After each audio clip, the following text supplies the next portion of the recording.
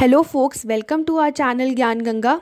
आइए बात करते हैं वर्ल्ड के मोस्ट इम्पॉर्टेंट और फेमस इलेक्शन के बारे में, प्रेसिडेंशियल इलेक्शन ऑफ अमेरिका। आज के इस टॉपिक में हम ये जानेंगे कि अमेरिका के प्रेसिडेंशियल इलेक्शन होते कैसे हैं और इनका पूरा प्रोसेस क्या है। आइए पहले शुरुआत करते हैं ये जानकर कि पोटस क्या है। POTUS means president of the United states. जितनी भी सिक्योरिटी एजेंसीज़ हैं जो प्रेसिडेंट की सुरक्षा करती हैं वो प्रेसिडेंट को पोटस बुलाती हैं। एक बात और जानिए, इंडिया में जो प्रेसिडेंट और प्राइम मिनिस्टर की पावर है वो कंबाइन होकर अमेरिका के प्रेसिडेंट की पावर होती है। इसके बारे में हम इसलिए पढ़ते हैं क्योंकि ये दुनिया की सुपर पावर्ड और डेवलप्ड डेमोक्रेसी में से एक है। अधिकतर लोग सोचते हैं कि राष्ट्रपति के चुनाव में जनता डायरेक्ट इन्वॉल्व होती है, मगर ऐसा नहीं है। हमारे देश भारत की तरह अमेरिका में भी राष्ट्रपति के चुनाव इनडायरेक्ट होते हैं। जनता चुनाव में सीधे इन्वॉल्व नहीं होती है। पहले जानते हैं कि अमेरिका का प्रेसिडेंट बनने के लिए क्या क्या क्वालिफिकेशंस की ज़रूरत पड़ती है। 35 साल की उम्र होनी चाहिए, यूएस बॉर्न सिटीज़न, यानी आपका जन्म अमेरिका में होना चाहिए, तभी आप प्रेसिडेंट बन सकते हैं। 14 साल से आप अमेरिका के निवासी होने चाहिए। अगर आप किसी और देश में रह रहे हैं मगर आपका जन्म यूएस का है तो आप तब भी प्रेसिडेंट नहीं बन सकते हैं। 4 साल के लिए एक प्रेसिडेंट चुना जाता है। एक कैंडिडेट 2 बार से ज़्यादा बार प्रेसिडेंट नहीं बन सकता है। पहले ऐसा नहीं था क्योंकि 1951 में यूएस के कॉन्स्टिट्यूशन में 22nd अमेंडमेंट पास किया गया है, जिसके बाद से 2 बार से ज़्यादा बार कोई भी प्रेसिडेंट नहीं बन सकता है। अब आगे बढ़ते हैं और जानते हैं यूएस कांग्रेस क्या है। यूएस कांग्रेस मतलब यूनाइटेड स्टेट्स ऑफ कांग्रेस। जैसे हमारे यहाँ भारत में पार्लियामेंट हमारी संसद है, ठीक उसी तरह से यूएस कांग्रेस अमेरिका की संसद है। हमारी संसद 2 भागों में बटी हुई है, राज्यसभा और लोकसभा, जिसमें राज्यसभा अपर हाउस है और लोकसभा लोअर हाउस है। उसी तरह यूएस कांग्रेस भी 2 भागों में बटी हुई है, सेनेट और हाउस ऑफ रिप्रेजेंटेटिव, जिसमें सेनेट अपर हाउस है और house of representative lower house है। राज्यसभा के कैंडिडेट की संख्या 250 है, जिसमें 12 राष्ट्रपति द्वारा नॉमिनेटेड होते हैं। वर्तमान में इनकी संख्या 250 नहीं है, 245 है। लोकसभा जिसमें कैंडिडेट 545 होते हैं और जिसमें से 2 राष्ट्रपति द्वारा नॉमिनेटेड होते हैं। उसी तरह सेनेट में 100 कैंडिडेट्स होते हैं, क्योंकि यूएस में 50 स्टेट्स हैं जिसमें हर स्टेट से 2 कैंडिडेट सेनेट में जाते हैं। हाउस ऑफ रिप्रेजेंटेटिव के कैंडिडेट्स की संख्या 435 होती है, जिसमें ऐसे 6 लोग भी होते हैं जो वोट नहीं दे सकते, लेकिन एक्चुअल में इनकी संख्या 445 ही होती है। अमेरिका में राष्ट्रपति के चुनाव का एक पूरा प्रोसेस है। आइए जानते हैं इसमें क्या क्या स्टेप्स हैं। पहला स्टेप है प्राइमरी एंड कॉकसेस, दूसरा होता है नेशनल एंड कन्वेंशन, तीसरा है जनरल इलेक्शन, फिर आते हैं इलेक्टोरल कॉलेज और लास्ट में इनॉग्रेशन। हम इन सारे स्टेप्स के बारे में आपको लास्ट में डिटेल में बताएंगे। आइए अब ये जानते हैं कि यूएस में चुनाव लड़ने वाली पार्टीज़ कौन कौन सी हैं। सबसे पहले बात करते हैं डेमोक्रेटिक पार्टी के बारे में। डेमोक्रेटिक पार्टी एक लिबरल पार्टी है। इस पार्टी का चुनाव चिन्ह डोंकी यानी गधा है। यहाँ पर ब्लू कलर डेमोक्रेटिक पार्टी को रिप्रेजेंट करता है। डेमोक्रेटिक पार्टी के सबसे youngest president John F Kennedy थे। ये केवल 44 साल की उम्र में अमेरिका के प्रेसिडेंट बने थे।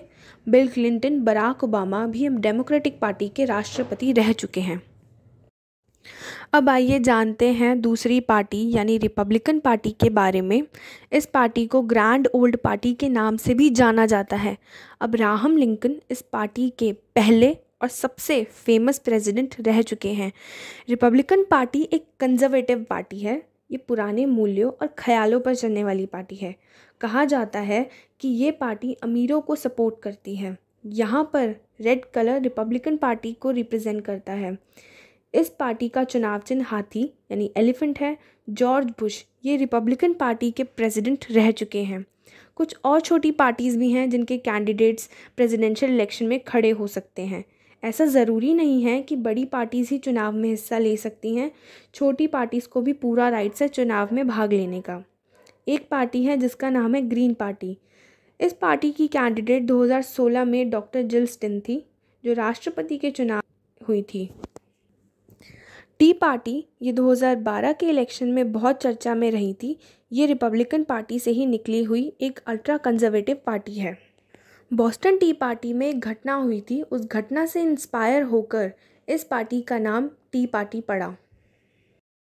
एक लिबर्टेरियन पार्टी भी है जिसके कैंडिडेट 2016 में इलेक्शन में खड़े हुए थे। किसी भी पार्टी को हक है कि वो अपना कैंडिडेट खड़ा करे, पर देखा गया है कि 150 साल से ये दो बड़ी पार्टीज़ डेमोक्रेटिक पार्टी और रिपब्लिकन पार्टी का दबदबा बना रहा है। अब आते हैं इलेक्शन के प्रोसेस पर, जिसका पहला स्टेप है प्राइमरीज़ एंड कॉकसेस। प्राइमरीज़ एंड कॉकसेस इसलिए होते हैं ताकि हर पार्टी में 10 के करीब उम्मीदवार हैं। वो सब अपनी उम्मीदवारी जताते हैं कि हम डेमोक्रेटिक पार्टी या रिपब्लिकन पार्टी के उम्मीदवार बनना चाहते हैं। इसकी मदद से कोई एक उम्मीदवार चुना जाता है। अब इसमें इम्पॉर्टेंट टर्म है डेलीगेट्स। क्योंकि प्राइमरी एंड कॉकसेस अमेरिका के 50 अलग अलग स्टेट्स में होते हैं, तो इनके थ्रू डेलीगेट्स का चुनाव होता है। ये डेलीगेट्स लोकल रिप्रेजेंटेटिव या लोकल लीडर्स, जिन्हें हम आम लोग चुनते हैं अपने नॉमिनी के तौर पर। सुपर ट्यूसडे 8 या 10 स्टेट्स में जब प्राइमरीज़ और कॉकसेस दोनों साथ होते हैं तो उसे सुपर ट्यूसडे कहा जाता है। जनरली ये फरवरी या मार्च में होते हैं। इस साल 2020 में 3 मार्च को हुए थे। इससे एक अंदाज़ा लग जाता है कि कौन सा नॉमिनी आगे चल रहा है, किसके जीतने के ज़्यादा स्कोप हैं। प्राइमरी इलेक्शंस वो इलेक्शंस होते हैं जिसमें वोटर्स या फिर पार्टी मेंबर्स को राइट होता है कि वो जाकर वोट डालें अपने पसंदीदा डेलीगेट के लिए सीक्रेट बैलेट में। कॉकसेस एक इनफॉर्मल मीटिंग होती है जहाँ पर लोग स्कूल या फिर स्टेडियम या फिर कॉलेज या किसी हॉल में इकट्ठे होते हैं। इसमें किसी तरीके की सीक्रेसी नहीं होती है। लोग डिबेट्स करते हैं कि कौन सी पार्टी का कौन सा कैंडिडेट बन सकता है। लोग अपने डेलीगेट्स को वहाँ जाकर वोट डालते हैं। अब हम बात करेंगे दूसरे स्टेप नेशनल कन्वेंशन की।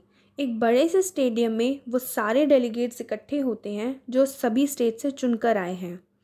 फाइनली ये डेलीगेट्स जब यहाँ आते हैं तो ये वोट करते हैं और अपना नॉमिनी चुनते हैं। जो 3 या 4 लोग बचे हैं उसमें फाइनली कौन उनकी पार्टी का उम्मीदवार होगा जो प्रेसिडेंशियल इलेक्शन के लिए खड़ा होगा। ये कन्वेंशन यूजुअली जुलाई में ऑर्गेनाइज़ किए जाते हैं, मगर पहले अंदाज़ा हो जाता है दोनों पार्टीज़ का नॉमिनी कौन होगा, क्योंकि डेलीगेट्स को चुनने का प्रोसेस फरवरी से चल रहा होता है और स्टेट्स के रिज़ल्ट्स एक एक करके आते रहते हैं तो पता चल जाता है। इसी नेशनल कन्वेंशन में एक परंपरा रही है कि जो प्रेसिडेंशियल नॉमिनी बनता है वो अपना रनिंग मेट अनाउंस करेगा। रनिंग मेट यानी वाइस प्रेसिडेंट के चुनाव के लिए दोनों पार्टीज़ अपना अपना नॉमिनी चुनती हैं, तो वाइस प्रेसिडेंशियल के नॉमिनी को रनिंग मेट कहते हैं। अब आप देखेंगे कि ये दो पार्टीज़ हैं जिनमें से किसी एक पार्टी का उम्मीदवार आगे चलकर प्रेसिडेंट बनेगा। पहली पार्टी है रिपब्लिकन पार्टी, जिसके प्रेसिडेंशियल कैंडिडेट है डोनाल्ड ट्रंप और वाइस प्रेसिडेंशियल कैंडिडेट है माइक पेंस। दूसरी ओर है डेमोक्रेटिक पार्टी, इसके कैंडिडेट है जो बाइडेन और उनकी रनिंग मेट है कमला हैरिस।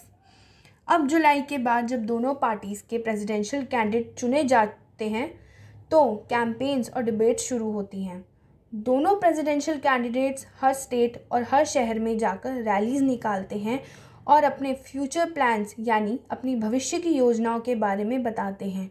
जैसे हमारे देश भारत में नेता रैली निकालते हैं और भाषण देते हैं, उसी तरह से अक्टूबर तक ये पूरा प्रोसेस सेम यूएस में चलता है। यूएस में एक चीज़ और देशों से अलग होती है, वहाँ पर दोनों प्रेसिडेंशियल कैंडिडेट के बीच डिबेट्स होते हैं जो कि टेलीवाइज डिबेट्स हैं। ये सारे डिबेट्स टीवी पर दिखाए जाते हैं। ये 3 डिबेट्स होते हैं। तीनों डिबेट्स अलग अलग दिन अलग अलग टीवी चैनल्स पर दिखाए जाते हैं। इन डिबेट्स को दुनिया के सब लोग देखते हैं। इन डिबेट्स की वैल्यू बहुत है। अब इतने स्टेप्स के बाद फाइनली आम चुनाव होते हैं जिन्हें हम जनरल इलेक्शन कहते हैं। ये इलेक्शंस नवंबर में होते हैं। इनकी कोई डेट फिक्स नहीं होती है। आमतौर पर ये पहले मंडे के बाद वाले ट्यूसडे को होते हैं। 2020 में ये इलेक्शंस 3 नवंबर को अमेरिका में होंगे। जनरल पब्लिक जो 18 साल की है या 18 साल से ऊपर है वही वोट दे सकते हैं। वो भी डायरेक्ट प्रेसिडेंट के लिए वोट नहीं देते हैं, बल्कि उनका वोट इलेक्टर्स को जाता है। अब ये इलेक्टर्स कौन है? पार्टी अपनी तरफ से कुछ उम्मीदवारों को चुनती है और अपने क्षेत्रों में जाने के लिए बोलती है। और कहती है ये डेमोक्रेटिक पार्टी के इलेक्टर्स हैं या फिर ये रिपब्लिकन पार्टी के इलेक्टर्स हैं, आप इन्हें वोट दीजिए। ये इलेक्टर्स कुल मिलाकर 535 हैं। इन इलेक्टर्स को मिलाकर बनता है इलेक्टोरल कॉलेज, और ये इलेक्टर्स अलग अलग स्टेट में पॉपुलेशन के आधार पर, जनसंख्या के आधार पर बांटे गए हैं।